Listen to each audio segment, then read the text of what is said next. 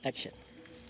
Oke, kali ini kita akan bahas olahraga yang paling murah dan paling simpel dilakukan dan tidak berbahaya bagi tubuh, terutama bagi penderita penyakit-penyakit yang sifatnya degeneratif seperti DM, hipertensi, dan gangguan jantung ya. Salah satunya yang saya lakukan ini adalah jalan kaki.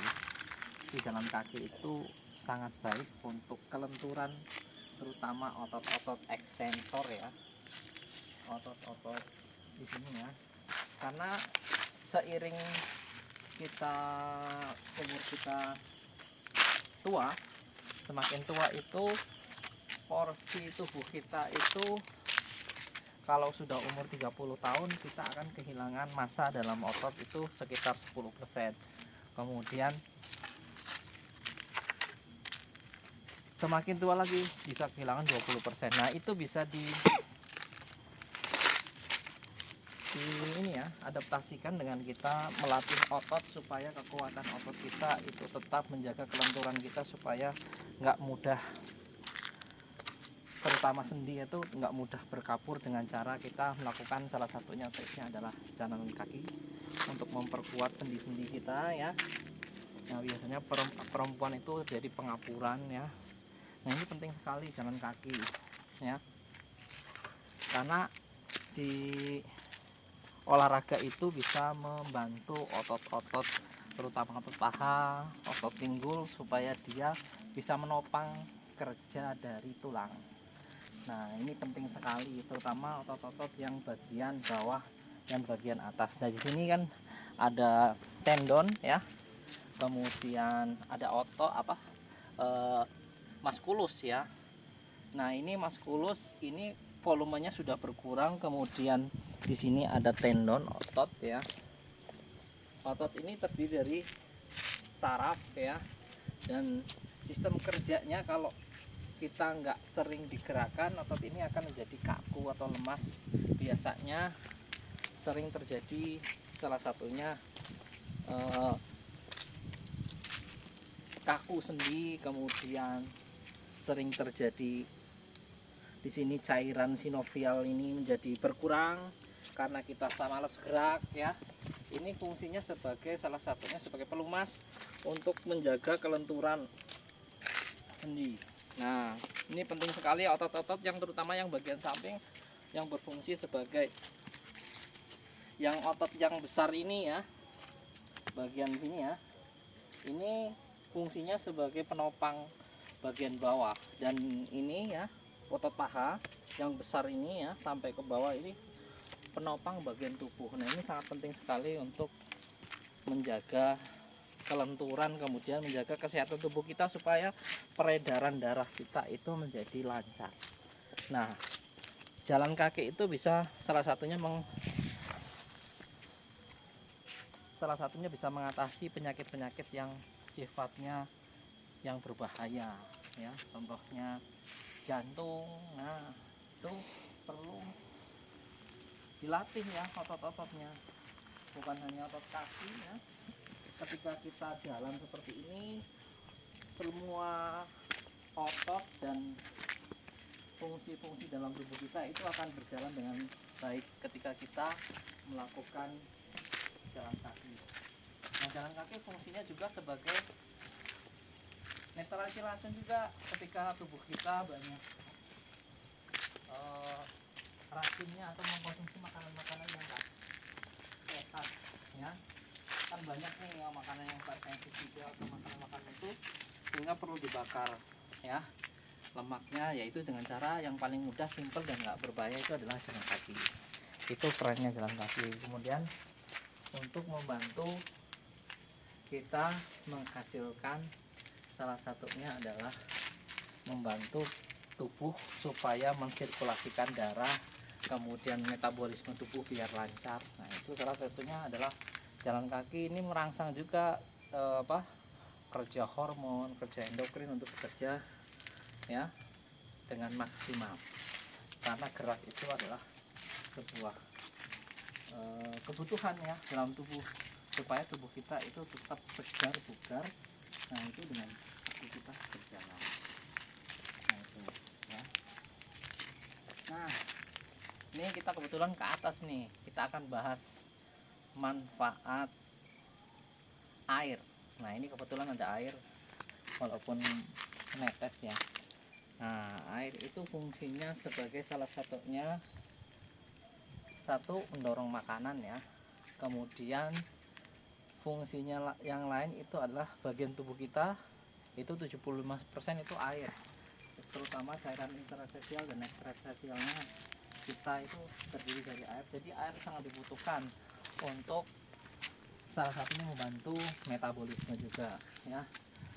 Kemudian elektrolit ya, kekurangan air juga berbahaya bagi tubuh ya, bisa hiponatremi, kekurangan air itu bisa menyebabkan kita dehidrasi, capek, lelah, dan bisa menyebabkan retensi uri dan penyakit ginjal bersama. Nah, ini air itu juga sangat perlu untuk salah satunya membantu netralisir makanan-makanan yang memang dia mengandung bahan-bahan yang pengawet ya, bahan-bahan racun yang membantu menetralisir.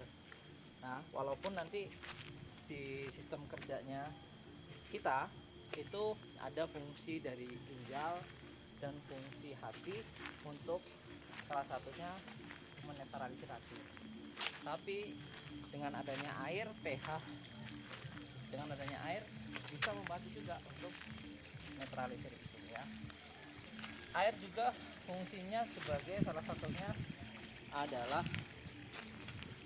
untuk membantu metabolisme tubuh ya. Itu perlu juga air untuk, karena di dalam air itu kandungannya nggak cuman air saja, kandungannya macam-macam, ada kalium ya, ada ion. Nah itu fungsinya sebagai elektrolit untuk menghindari kita kekurangan cairan, biar kita nggak mudah capek, nggak mudah lesu. Nah ini, nah fungsi air itu yang paling bermanfaat bagi tubuh kita, itu kita itu membuat tubuh kita menjadi fresh. Karena apa? Karena cairan-cairan yang sudah dipakai diganti dengan cairan baru, sehingga tubuh kita itu menjadi lebih segar terutama ya, karena ada asupan-asupan air ya, khususnya vitamin dan zat-zat mikro yang sangat membantu sekali untuk salah satunya metabolisme tubuh ya. Berapa kebutuhan harian minum air untuk kita, Pak? 3-5 liter ya. Itu dianjurkan seperti itu ya. Minimal 6 gelas lah ya. 6 gelas air supaya tubuh kita, jadi makan minum yang baik itu seperti minumnya orang Inggris ya. Kalau Inggris itu dia minum pada saat jeda waktu 15 menit setelah makan. Jadi setelah kita makan nggak boleh kita mengkonsumsi air juga terlalu banyak, itu bisa menyebabkan salah satunya satu asam lambung ya. Karena apa? Karena dalam proses tubuh, di dalam tubuh itu kita masuk makanan itu kan butuh yang namanya asam lambung. Ketika kita minum air yang terlalu banyak, itu justru malah cairan di dalam lambung itu menjadi encer, sehingga menyebabkan kita itu cepat antop, kalau dalam biasanya cekukan ya. Nah itu salah satunya disebabkan minum air terlalu banyak ketika setelah makan. Yang bagus yang bagaimana? Yang bagus adalah kita ketika selesai makan minum 2 teguk 3 teguk secukupnya. Jadi kita diusahakan ketika makan itu mengunyahnya yang lama, minimal ya 33, supaya nanti nggak memperberat kerja dari lambung ya, karena sudah lumayan lumat ya, lumayan sudah partikel padat makanan itu sudah mulai dia sudah hancur, sehingga ketika masuk ke lambung itu tinggal mengolah sekali lagi dengan HCl-nya supaya hancur lagi, supaya ada proses kimia, kemudian dibantu hormon ya, hormon di lambung, sehingga nanti bisa dicerna dengan mudah. Nah, yang penting sekali lagi makanan ya, diusahakan makanan-makanan seperti gula ya, itu makanan-makanan gula itu bisa menyebabkan, salah satunya adalah retensi urin ya, itu berbahaya. Retensi urin itu bisa menyebabkan pasien ini cepat mudah lelah, capek, kemudian bisa memudahkan pasien itu pengen makan terus, karena ada gangguan kalau sering makan makanan manis. Itu ada gangguan kalau kita sering makan manis, itu ada yang namanya istilahnya gangguan makan di otak ya. Jadi dia pengen asupan manis. Kalau buah sayur itu udah pengen lagi, karena sudah mulut kita sudah terbiasa dengan makanan-makanan manis. Nah, ini harus diperhatikan. Nah, makanan manis itu berbahaya sekali bagi tubuh kita. Kalau makanan manis itu yang dianjurkan itu, kalau menurut WHO itu ya, yang dianjurkan orang kesehatan ya, itu 3 sendok sampai 5 sendok ya. Kalau bisa ya kurang dari 3 sendok ya. Baik itu berupa minuman. Nah, ini yang sering ngopi, ngeteh. Nah, ini berbahaya ketika mengkonsumsi teh.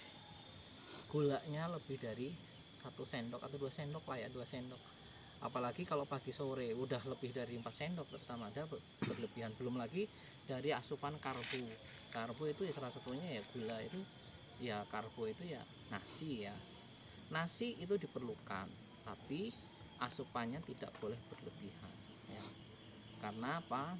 Kalau berlebihan itu akan menumpuk menjadi lemak, menumpuk di hati akan jadi glikogen, akan jadi penyakit sirosis ya. Ya, penyakit hati. Kemudian kalau nempel di kelenjar yang lain di lambung bisa menyebabkan, salah satunya adalah penyakit lambung ya. Itu ya banyak sekali ya.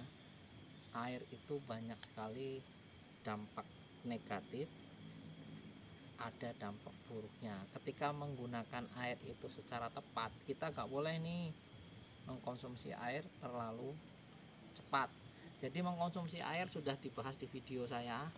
Jadi mengkonsumsi air itu nggak langsung kita teguk gini-gini ya, teguk glek, itu enzim yang di dalam mulut kita itu nggak akan bisa bercampur dengan air. Jadi yang benar mengkonsumsi air itu sedikit demi sedikit, walaupun kita minumnya segelas, tapi mengkonsumsinya dikumur sedikit, baru ditelan, dikumur, telan, bukan glek.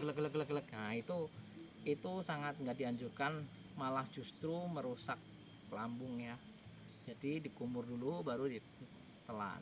Dan yang bagus ketika minum itu di sela-sela 10 menit 15 menit, di sela-sela 15 menit, biar nanti kebutuhannya, kalau bisa ya kebutuhannya minimal 4 gelas lah sampai 6 gelas ya. Itu minimal ya yang harus di ini ya. Tapi nggak boleh kita mengkonsumsi dalam sewaktu-waktu, misalnya mentang-mentang olahraga kita capek, sedang capek-capeknya,